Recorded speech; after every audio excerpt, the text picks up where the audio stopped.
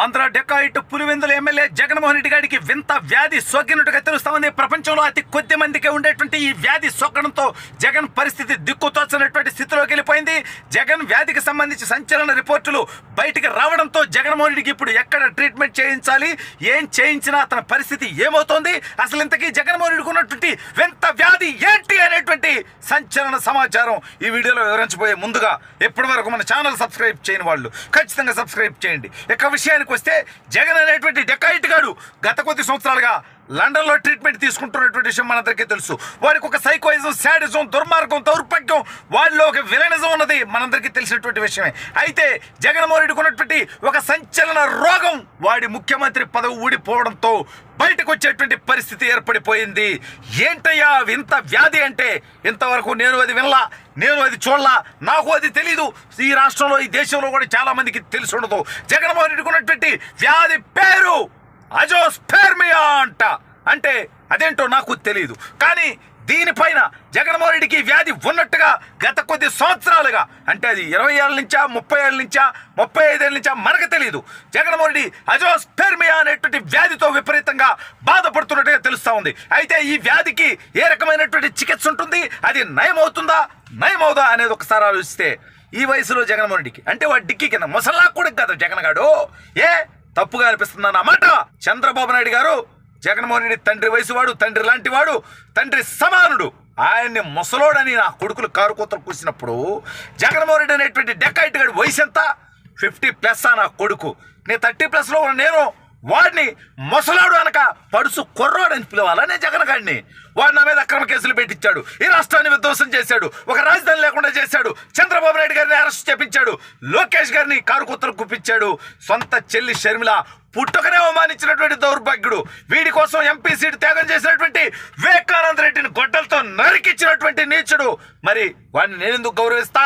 ఇప్పుడు వాడికి ఆ వ్యాధి నమోదైనా నయమైనా అవ్వకపోయినా నష్టమేం లేదు. వాడి వయసులో ఆ అజోస్పెర్మియా అనేటువంటి వ్యాధి నుంచి బయటకు వచ్చి కూడా వాడేం సాధించాలి? ఈ దేశానికి, రాష్ట్రానికి వాడు ఏమి ఇవ్వాలి?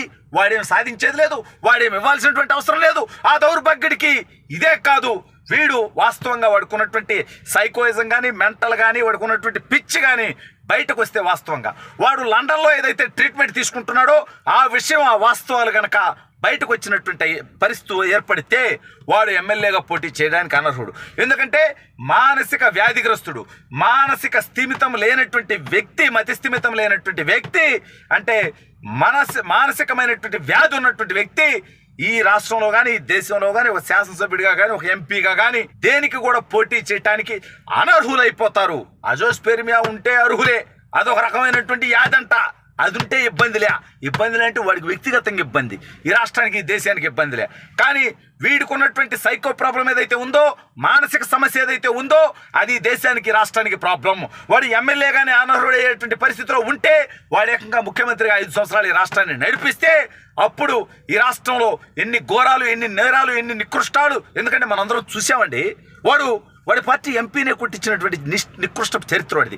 భారతదేశ చరిత్రలో ఏ సైకో నా కొడుకు పనిచేయాల. వీడు చేశాడు. వీడు తప్పులు ఎత్తి చూపిస్తే, వీడు అరాచక పాలనలో ఉన్నటువంటి లోపాలు ఎత్తి చూపిస్తే అవి సరిదిద్దుకోకుండా మా మీద బలప్రయోగం చేసి కేసులు పెట్టించి కొట్టించి ఎంపీకి ఎవరా? ఇవాళ నీ బతుకేంట్రా జగన్గా పొట్టటిగా? ఇవాళ దమ్ముగా, ధైర్యంగా ఆ రోజు ఈ రోజు ఈ రాష్ట్ర ప్రజల కోసం మేము మాట్లాడుతూ ఉన్నాం, పనిచేస్తూ ఉన్నాం, ప్రజల్లో ఉన్నాం, ప్రజల అభిమానం పొందావు. కానీ నీ బతుకేంటి? నీ పార్టీ కార్యకర్తలు నీ ఇంట్లోకి రానియకుండా గేట్లు పెట్టుకున్నటువంటి పరిస్థితి, తోసివేపించేటువంటి పరిస్థితి. చంద్రబాబు నాయుడు గారు 45 సంవత్సరాల రాజకీయ జీవిత చరిత్రలో ఏ రోజు నీలాగా, ముండమూపిలాగా ఇంట్లో కూర్చున్నటువంటి చరిత్ర చంద్రబాబు నాయుడు గారికి లేదు. 2 నెలలైంది నువ్వు బయటకు వచ్చావంటారు. నువ్వు వాడు ఒకడు మాచర్ల రౌడీ షీటర్ గాడు, వాడు చేసినటువంటి మర్డర్లెన్ని, వాడు చేసినటువంటి అరాచకాలెన్ని, ప్రజాస్వామ్య విధ్వంసం ఏంటి, వాడిని పరామర్శించడానికి హెలికాప్టర్లు వెళ్ళేవరా నికృష్టుడా? నీ పార్టీ కార్యకర్త కోసం, ఎవరి కోసం పోయావని అడుగుతున్నా నేను. ఆడికి పోయావంటే, వాడికి వినుకొండకు పోయావంటే 2 గోండాలు, దౌర్భాగ్యులు, ఈ రాష్ట్రంలో అరాచకం సృష్టించేటువంటి వాళ్ళు, గంజాయి బెచ్చగాళ్ళ కోసం పోయావు. నీ పార్టీ జెండా చివరికంటా మోసి, నీ పార్టీ కోసం పనిచేసి ఇబ్బందులు పడిన వాళ్ళు ఉంటే ఎవరి కోసం పోయావంటారు నువ్వు. నీ బతుకు జగన్మోహన్ రెడ్డిగా ఇప్పుడు వీడికి ఉన్నటువంటి వ్యాధికి ప్రత్యేకమైనటువంటి చికిత్స అవసరమని, ఇది అంటే వాడికి ఉన్నటువంటి మానసిక సమస్యకి లండనే పోవాలా? అది పోతాడే త్వరలో. మొన్న మనం చూసాంగా వాళ్ళ సతీమణి భారతిరెడ్డి గారు, వాళ్ళ బాబాయ్ చేసినటువంటి కేసులో ఒక ముద్దాయి ఆవిడ మహిళ కాబట్టి ఆవిడ గురించి ఎక్కువ మాట్లాడడం, మనం గౌరవిస్తాం, అది వేరే విషయం. అయితే వీళ్ళిద్దరూ కూడా కలిసి లండన్ పోవటం కోసం పాస్పోర్ట్ రెన్యువల్ చేయించుకున్నారు. వీడు ముఖ్యమంత్రిగా ఉన్నప్పుడు వీడి దగ్గర డిప్లొమాట్ పాస్పోర్ట్ ఉండేది, అది పీక పడేశారుగా ఇప్పుడు మామూలు పాస్పోర్ట్. పైగా ఇప్పుడు ఉన్నటువంటి పాస్పోర్ట్ కూడా వీడి దగ్గర ఉండదు. రెన్యువల్ అయిన తర్వాత మళ్ళీ కోర్టుకి వెళ్ళి దౌర్భాగ్యుడు నికృష్టం బతుకది. వీడి పాస్పోర్ట్ వీడి దగ్గర ఉండదంటే, నా పాస్పోర్ట్ నా దగ్గర ఉందని ఆడికైనా పోవచ్చు, కానీ జగన్నాడి పాస్పోర్ట్ వాడి దగ్గర ఉండదు. 420 కదా, వాడి దేశం నుంచి పారిపోతే మళ్ళీ రిటర్న్ రాడేమో అని చెప్పి న్యాయ వ్యవస్థకి, చట్టానికి, ఈ యొక్క భారత న్యాయ వ్యవస్థకి వాడి మీద నమ్మకం లేనటువంటి పరిస్థితి. అందుకే వీడి పాస్పోర్టు కోర్టు దగ్గర ఉంటుంది. వీడికి బయటికి పోవాలంటే పర్మిషన్ తీసుకోవాలి. ఎక్కడికి పోతాడు, ఎప్పుడు వస్తాడు, ఏడాది తిరుగుతాడు, ఎందుకు పోతున్నాడు మొత్తం చెప్పాల్సినటువంటి దౌర్భాగ్యమైనటువంటి పరిస్థితిలో ఈ దౌర్భాగ్యుడు ట్రీట్మెంట్గా త్వరలో బయలుదేరుతున్నట్టుగా తెలుస్తోంది.